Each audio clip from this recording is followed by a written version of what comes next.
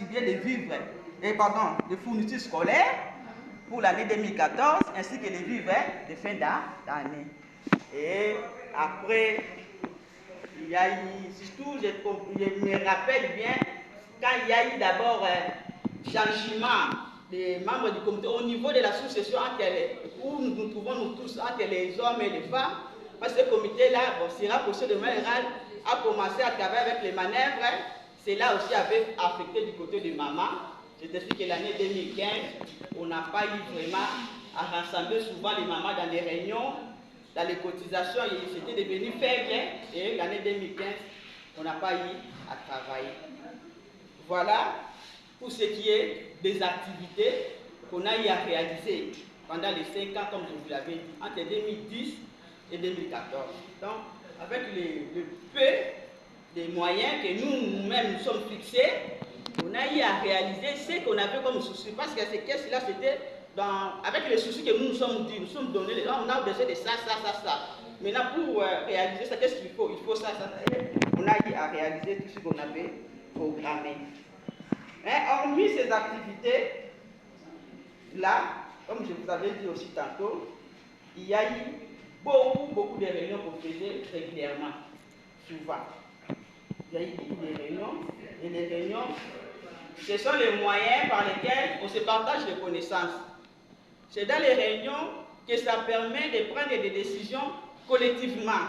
Parce que dans une organisation, ce n'est pas une seule personne qui peut venir, parce que je suis la présidente, je décide. Non. Il faut qu'il y ait la réunion comme ça, on se rassemble, on propose et nous décidons. Mais s'il n'y a pas de réunion, comment on va décider?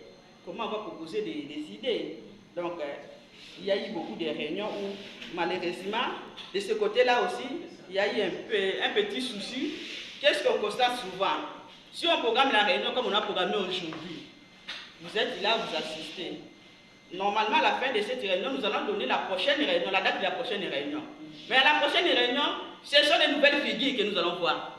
Vous allez constater que ceux qui avaient assisté à la réunion d'aujourd'hui, cette fois-là, ils ne seront pas. Ce sont maintenant d'autres personnes qui viendront.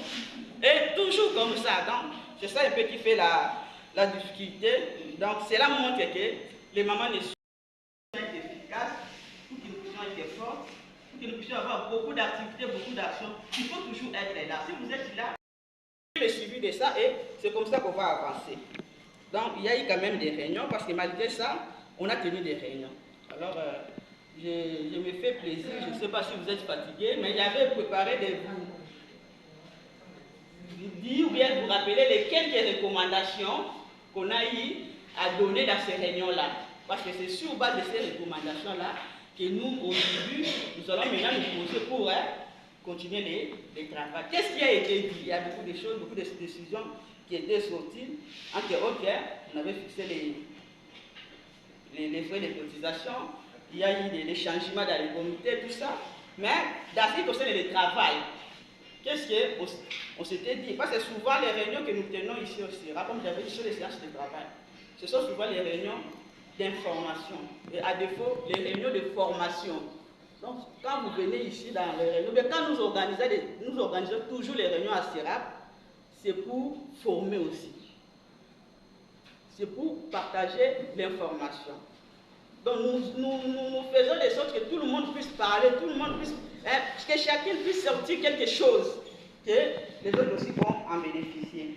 Alors, comme je vous ai dit, il y a eu vraiment beaucoup de réunions que j'aimerais vous donner les quelques-unes des recommandations qui étaient sorties à ces réunions-là. Il y en a à peu près 10, mais nous allons les citer vite, ça ne va pas prendre beaucoup de temps. Par exemple, lors des réunions, il a été encouragé pour garder un climat de paix et de calme au sein de CERAP. On s'était dit, il faut cultiver quelques qualités. Quelques qualités, c'est la raison pour laquelle j'avais demandé. Parce que ça a toujours été vraiment au rappel chaque fois quand on est en réunion. Quelques qualités. Et parmi les qualités que vous avez citées ici, c'est surtout aussi les qualités qu'on a toujours encouragées. Par exemple, quoi? L'amour.